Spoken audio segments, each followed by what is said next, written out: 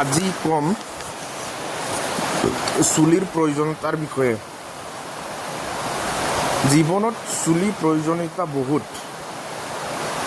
বহুত মানুহে নিজৰ চুলিৰ ওপৰত সন্তুষ্ট নহয় চেলুন বা পাৰ্লাৰত নিজৰ মন পচন্দত চুলি সজোৱা দেখা যায়। বহু মানুহে মূৰত চুলি নথকাৰ ফলত টুপি পিন্ধি থাকিব লগা হয়।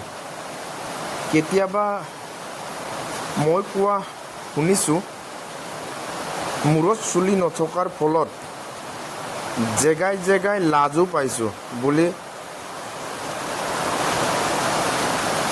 যেনে শহুৰ ঘৰত গ'লে ভাত খাওঁতে টুপি, আলহী খাব গ'লে, বাথৰুম গ'লেও টুপি, গণ্যমান্য ব্যক্তিৰ লগত কথা পাতোঁতেও টুপি। কেতিয়াবা ভাবে মই সকলো সময়তে টুপি পৰিধান কৰি থকাটো কোনোবাই কিবা ভাবিছে নেকি? ষ্টাইলৰ কাৰণে য'তে ত'তে টুপি লগাই ফুৰে এনেধৰণৰ।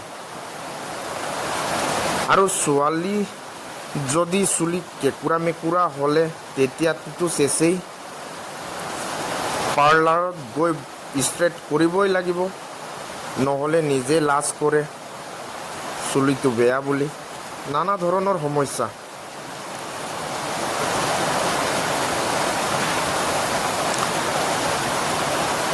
এইকাৰণে চুলি যতনাই ৰখাটো অত্যন্ত প্ৰয়োজনীয়।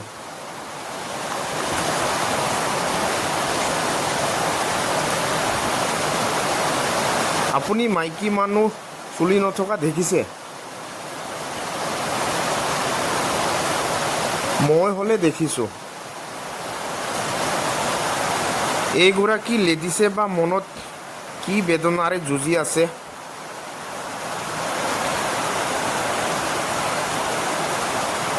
বহুত মাইকী মানুহে কিনা চুলিৰ সহায় ল'ব লগা হয়।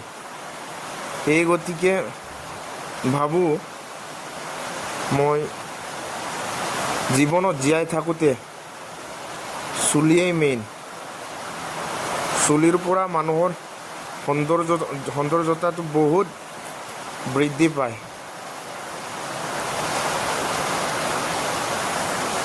চুলিৰ জৰিয়তে আপুনি মানুহৰ চেহেৰা বহুত সলনি কৰাব পাৰে। আপোনালোকে নিজৰ চুলিৰ যতন ৰাখক।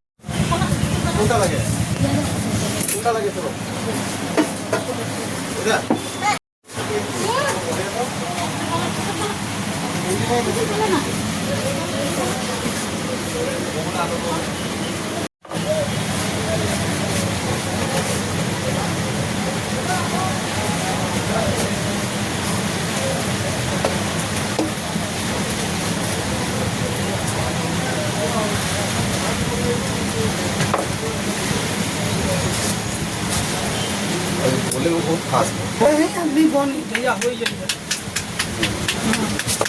हो जाएगा वो बताए अपना छोटा मोटा भी ना